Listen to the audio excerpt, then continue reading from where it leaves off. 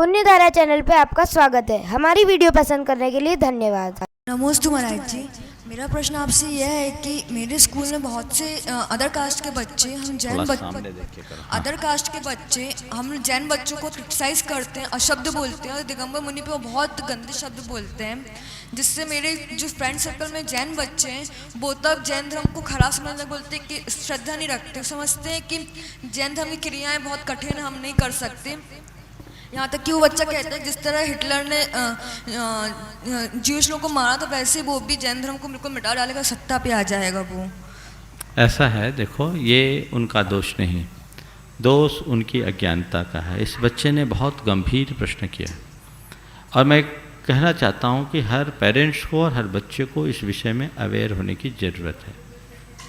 जैन धर्म की वास्तविक जानकारी न हो पाने के कारण लोग जैन धर्म को गलत तरीके से प्रस्तुत करते हैं। जैसे जैन धर्म एक कठोर साधना है, जैनियों में बड़ी कठोरता है, जैन लोग ऑर्थोडॉक्स होते हैं, एक बात की जाती है। और जैन धर्म के अनुसार दिगंबर मुनि की चर्या को कई लोग समझ नहीं पाते। इसके लिए सबसे पहली ज़रूरत तो है कि हम अपने जैन बच्चों को इस बात को ठीक ढंग से समझाएं कि दरअसल जैन धर्म है क्या, और जैन मुनि यदि दिगंबर हैं तो उनके दिगंबर होने का आशय क्या है, वो लज्जा की बात है या गौरव की बात, इसे समझाएं। सबसे पहले जैन धर्म के विषय में आपको बहुत अच्छे से जानने की ज़रूरत है। आपसे जब कभी जैन धर्म की बात आए तो उनको कहें कि जैन धर्म एक कठोर धर्म नहीं, जैन धर्म एक ऐसा वैज्ञानिक धर्म है जो हमें संतुलित जीवन जीने की जीवन शैली बताता है। एक ऐसा धर्म जो जियो और जीने दो का मार्ग बताता है, जो हमको सेल्फिश होने से बचाता है, जो हमें एग्रेसिव होने से बचाता है, जो हमें शांत, संयत और संतुलित जीवन जीने की प्रेरणा देता है। हम उन्हें बताएं कि एक जैन जितना अच्छा जीवन जी सकता है उतना अच्छा जीवन कोई नहीं जी सकता। ये सीख हम अपने बच्चों को दें। जॉर्ज बर्नार्ड शॉ, जो आयरलैंड का एक बहुत बड़ा दार्शनिक विद्वान, उसको जब जैन ग्रंथ दिए गए, पूरा शाकाहारी तो था ही, रात्रि भोजन का त्याग कर दिया। और तुषार गांधी, जो गांधी जी के पौत्र थे, उनने उनसे कोई इंटरव्यू लिया था और उस इंटरव्यू में उन्होंने जो एक बात कही वो प्रत्येक जैनी के लिए बहुत गर्व की बात है। बर्नार्ड शॉ ने कहा कि if there is rebirth, I wish to born in Jain family. George Bernard Shaw Jain धर्म से इतने प्रभावित थे, तो आप जैन धर्म की बातें बताएं। जैन धर्म है क्या? किसी को मारो मत, कहीं झूठ मत बोलो, किसी की चोरी मत करो और खोटा आचरण मत करो, संतोष से जियो। इससे अच्छा जीने का तरीका और किसमें होगा? इसी सिद्धांत के कारण तो जैन लोग आज समाज में आदर पाते हैं और बड़े बड़े संगीन अपराधों में जैनों का स्थान नहीं हो। अभी मैं कलकत्ता में थे तो वहाँ डॉक्टर अनिकांत जैन पर्यूषण में प्रवचन के लिए आए। उन्होंने कहा कि महाराज मैं एक कार्यक्रम में आया था और उस कार्यक्रम में भारत के प्रधान न्यायाधीश भी शामिल हुए और उन्होंने अपने वक्तव्य में कहा कि विभिन्न तबके के लोग आतंकवादी बने, पर बड़े गर्व के साथ उस भारत के प्रधान न्यायाधीश ने कहा कि जैन कभी आतंकवादी नहीं बन सकता, क्योंकि जैन जियो और जीने दो का सिद्धांत बताता है। तो ये कमजोरी आपकी है, आप अपने बच्चों को जैनत्व का बोध नहीं कराते। पहली बात तो बच्चों को जैनत्व का बोध कराएं, पर कब कराएं? आपको खुद को बोध हो तब तो। आप तो बच्चा होश नहीं संभालता, कॉन्वेंट में भेज देते हो और दिन भर उसको बिजी रखते हो ताकि आप इजी बने रहो।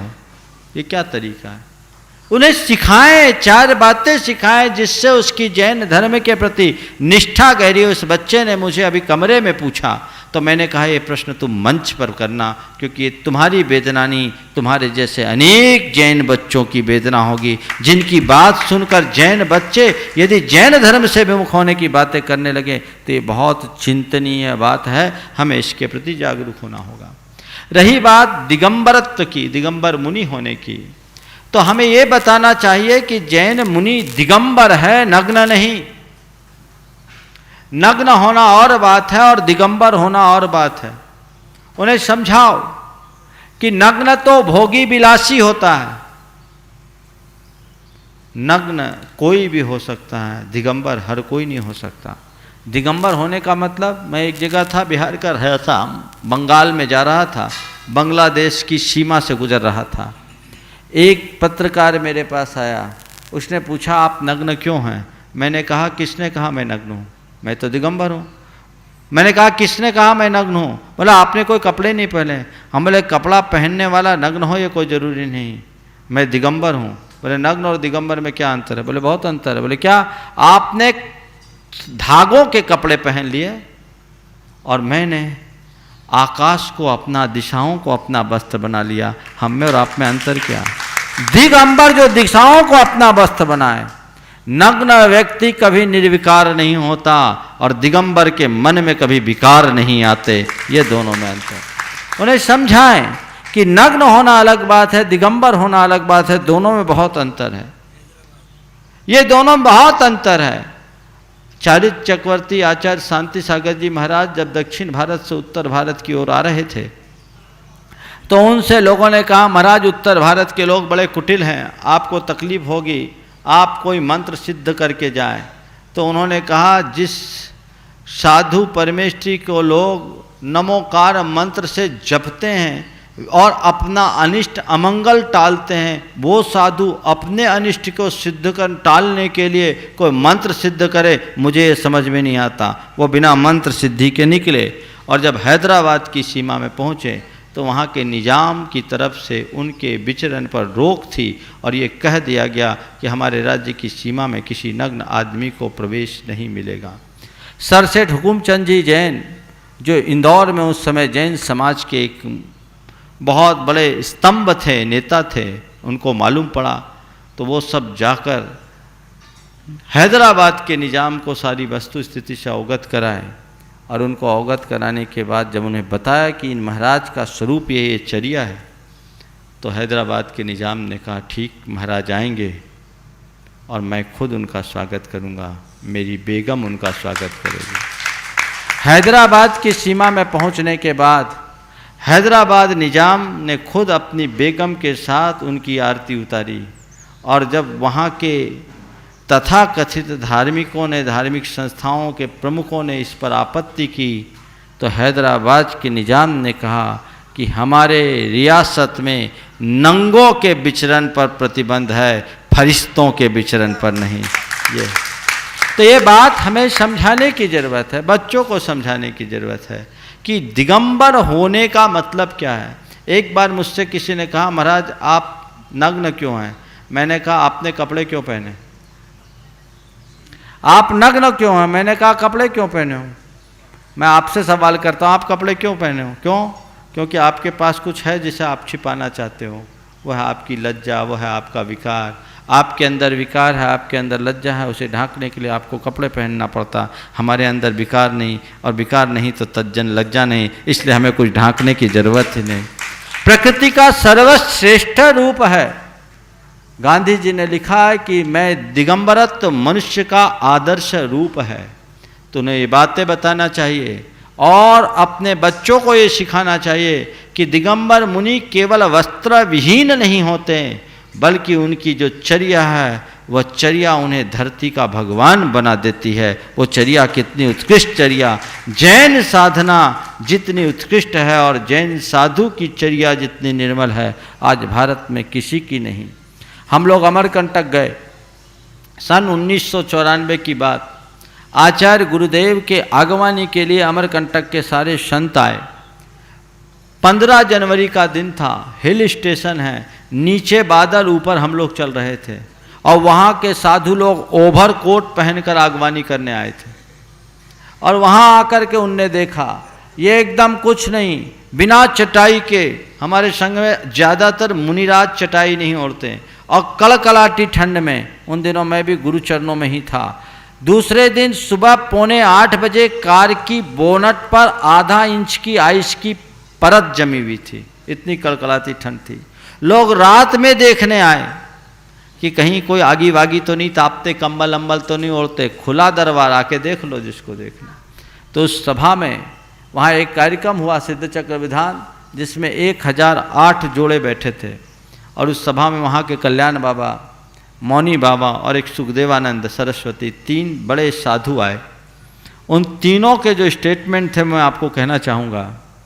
कल्याण बाबा ने कहा कि आपने भगवान के दर्शन किए या न किए हों, पर आचार्य श्री की ओर उन्मुख होकर के कहा कि आपने भगवान के दर्शन किए हो या नहीं किए हो, पर ये जो जीवित भगवान बैठे हैं इनका दर्शन बिरले को ही मिलता है।